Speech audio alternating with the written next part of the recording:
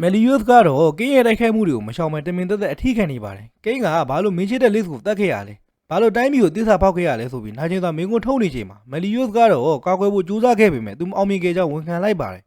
ဒီတစ်ချိန်မှာတော့ရာအလုံးကိုကာကွယ်သွားမယ်လို့တန်သိန်းနဲ့ခြားသားကြောင်းပြောလိုက်ကသူ့စီလာနေရဲ့မီးလုံးကို corner vantage နဲ့ဖျောက်လိုက်ပါတယ်ကင်းဟာပြောခဲ့တာတွေကတေချာရလားလို့မယ်လီယွစ်ကိုမေးကမယ်လီယွစ်ကဟိုကြောင်းပြန်ပြေးလိုက်တဲ့အတွက်သူတို့ရဲ့ခေါင်းဆောင်ကတစ္ဆာဖောက်မှုကြောင့်တီးလိုက်ရကဝမ်းသာမြေကြီးကျလာပါတယ်သူဟာတိုက်ပွဲကိုဆက်မတိုက်တော့ပဲအရှုံးပေးလိုက်ပြီးမယ်လီယွစ်ကိုဘိုလူပွဲတီတက်ရောက်ခွင့်ပေးလိုက်ပါတယ်ဒီလိုနဲ့ဘိုလူပွဲရောက်လာပြီးမယ်လီယွစ်နဲ့ဒိုင်ယန်နယ်တို့ကရှင်ပြန်ကြရတော့မှာပါမယ်လီယွစ်ကဘယ်သူပဲနိုင်နိုင်ဂီဒီယွန်ရတော့မှာဖြစ်ကြောင်းပြောလိုက်ကရှော့တိုက်ပေးရမလားလို့ဒိုင်ယန်နယ်ကိုမေးလိုက်ပါတယ်ဒိုင်ယန်နယ်ကသူမနှလုံးသားလေးကတော့မယ်လီယွစ်စီမှာကြာရှုံးပြီးသားဖြစ်ကြောင်းခင်ဗျားတို့ဒီသက်သက်မကြားနိုင်တဲ့စကားကိုပြောလိုက်ပါတယ်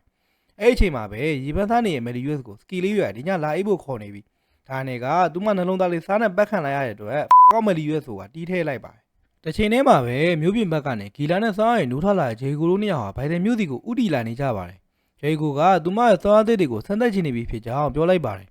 တိုက်ပွဲခွင့်မြင်နဲ့ခလန်တဲ့တနေရာမှာတော့ကောင်းလေးတယောက်ဟာတန်ချက်ကဝတ်ထားတဲ့လူကိုပုံမြင်ဖျက်ပြနေရင် The 7 Deadly Sin Episode 11ကိုဒီမှာပဲအဆုံးသတ်သွားခဲ့ပါတယ်